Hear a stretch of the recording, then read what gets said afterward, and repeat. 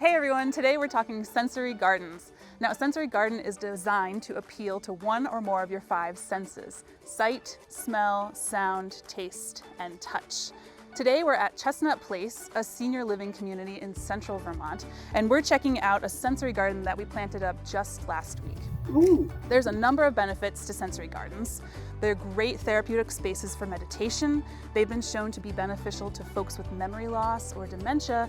And as an educational experience, they can be a great way to introduce kids to gardening, horticulture, and ecology. Sensory gardens are all about interacting with the garden. So visitors should feel encouraged to pick, poke, squish, and peel apart different parts of the garden.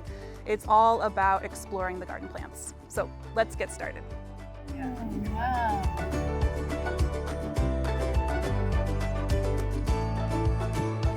For your garden's visual appeal, you want to choose a variety of plants that are going to mature at different times of the year. And don't be afraid to look beyond just blooming flowers. Shrubs with interesting bark, berries, seed pods, and foliage also provide a ton of great year-round interest.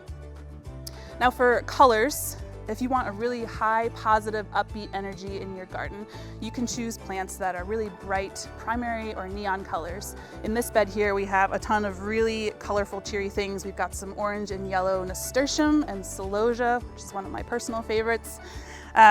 We've got this dill, which is a bright green and will have yellow flowers.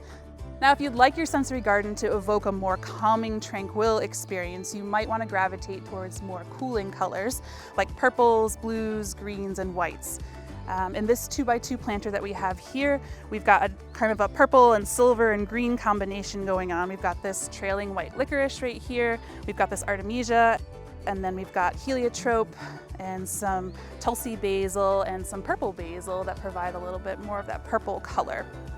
Now, beyond color, you can also think about plant shape and height. A general rule of thumb when you're designing a container garden is to look for thrillers, fillers, and spillers. Your thrillers are your big focal plants that really grab the visitor's attention. Your fillers provide some good coverage around the rest of the bed, and then your spillers will cascade down outside of the planter itself. And if you have all 3 of these in there, then you're kind of guaranteed that your garden is going to look great no matter what angle you view it from.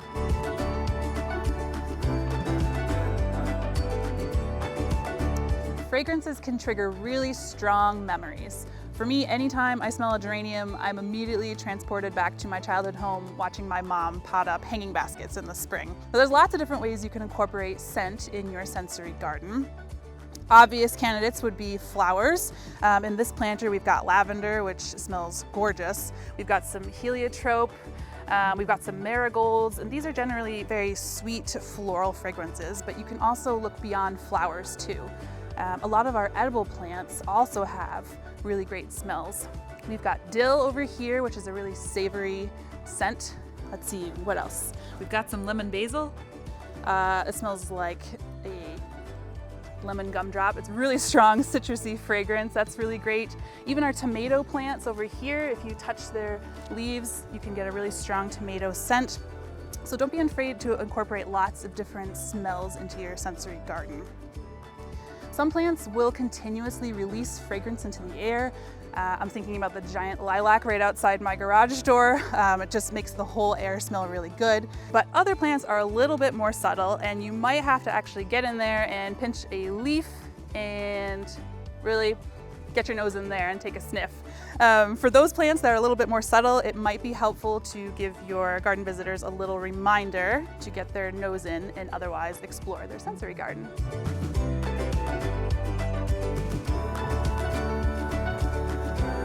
So we probably don't think of our plants as being noisy, but a lot of the sounds that we hear in the garden are the sounds of nature interacting with our plants.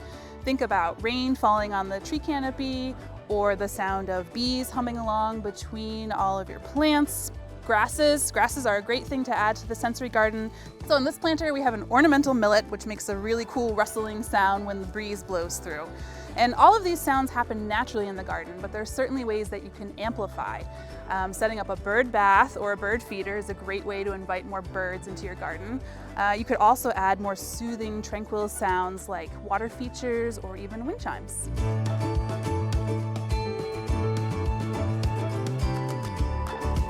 You might have a designated veggie garden at home, but don't be afraid to mix your edible plants in with your more ornamentals, especially in a sensory garden.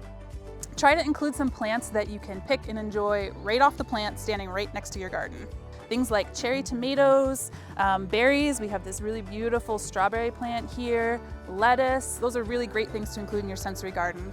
Herbs especially are the champion of the sensory garden. They're both super fragrant and super flavorful, so don't be shy about adding a couple of different kinds of herbs to your sensory garden. Above all, plant what you love to eat.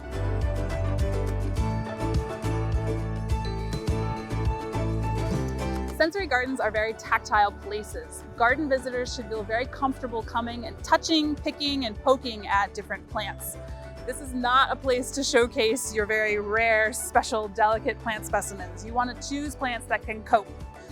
Plants are surprisingly textural. In this planter, we've got some celosia, which is really feathery and soft.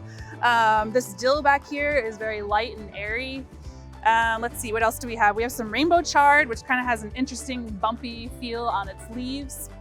In this planter box, we've got artemisia, the trailing white licorice, and lamb's ear, which is super soft, super fuzzy. They have really neat feeling leaves here. Adding different kinds of hardscapes like fountains, walls, benches, those are other ways to add interesting textures into your sensory garden. Materials like sand, stone, metal, and wood all add a lot of different contrasting textures. Really, the only rule of thumb to follow when you're planting your sensory garden is to avoid really sharp, thorny plants like roses or thistles.